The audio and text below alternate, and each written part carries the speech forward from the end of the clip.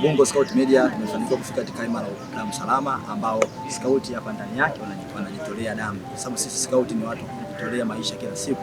Hiyo basi, kwa sababu damu ni sehemu ya maisha, sisi scout tunaonyesha uzalendo wetu, tunaonyesha maisha yetu kwamba sisi tunasaidia raia wote. Kama unavyoona scout pamoja na raia tumechanganyika sehemu moja, raia wanatoa damu, baadaye utaona pia scout tunatoa damu. Kwa hii kambi ya scout ni kambi ambayo inagusa maisha kwa ujumla, si scout pekee yake. Asante sana, endelea. Kwa majina naitwa Rosemary Azalia, natoka katika hospitali yetu ya wilaya ya Ubungo. Niko hapa na timu yangu ya damu salama pamoja na viongozi wangu wa hospitali ya wilaya.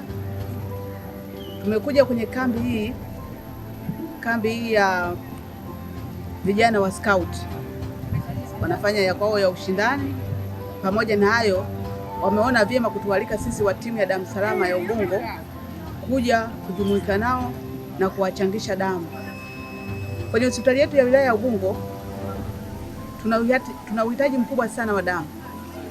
Tuna makundi manne yenye uhitaji mkubwa sana wa damu. Kundi la kwanza ni kundi la mama wajawazito. Mama mjamzito anapokuja kliniki kupima vile vipimo vya ujauzito, kwa jicho la tatu tunaangalia wingi wa damu. Unakuta mama mjamzito ana mimba miezi 7, mimba ya miezi 8, lakini tukimpima wingi wa damu ana 7, ana 5. Hii damu haiwezi kumfanya akaishi vizuri yeye na mtoto wake aliyeko tumboni, lazima tumuongezee damu. Pia mama mjamzito anapoenda leba kujifungua, anajifungua salama salimini kabisa, lakini baada ya dakika 2 au 3 hali inabadilika, anatokwa na damu nyingi sana. Wataalamu wenzangu waga tunaita PPH. Hii PPH inaweza tukatukimbiza tukampa chupa za damu 10 mpaka 15.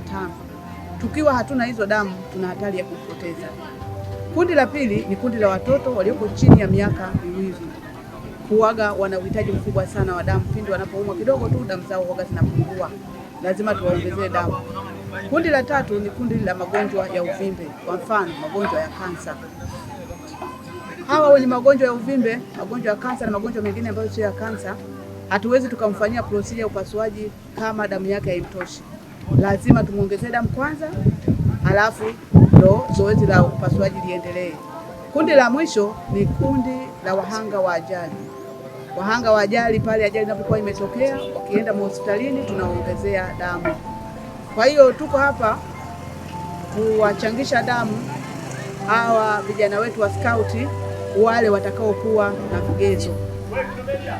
Kigezo cha uchangishaji wa damu, kigezo cha kwanza awe na umri wa miaka 18 na kuendelea mpaka miaka 65. Kigezo cha pili awe na uzito kuanzia kilo 50 na kuendelea. Kigezo cha tatu awe na wingi wa damu 12.5 na kuendelea. Huyo akikizi hivyo vigezo atakuwa ametusaidia sisi damu, nasi tutawasaidia wale wahitaji wetu wa damu. Chupa moja ya damu inaweza ikamuokoa mtu. Na kuna faida kwenye uchangiaji wa damu. Faida ya kwanza kwenye uchangiaji wa damu, kuna vikadi ambavyo tunavitoa. Kuna kikadi cha muda mrefu na kikadi cha muda mfupi. Tunaanza na kikadi cha muda mfupi. Hiki atachangia kwa mara ya kwanza. Kwa mfano leo akichangia, tutampa kitu kikadi cha muda mfupi. Baada ya miezi 3 atachangia tena. Baada ya miezi 3 mingine atachangia kwa mara ya 3, tutampa kikadi cha kudumu. Huyo akipewa kikadi cha kudumu tayari atakuwa mwanachama wa uchangiaji wa damu. Siku akipata shida yeye inaweza ikamsaidia, akienda hospitalini akaonyesha kile kikadi, huenda yeye kaongezewa damu, basi ile damu siku akienda hospitalini akawa amepata changamoto ya kuongezewa damu, basi hatutamwambia alete ndugu wale wachangie damu, ina maana kufanya replacement.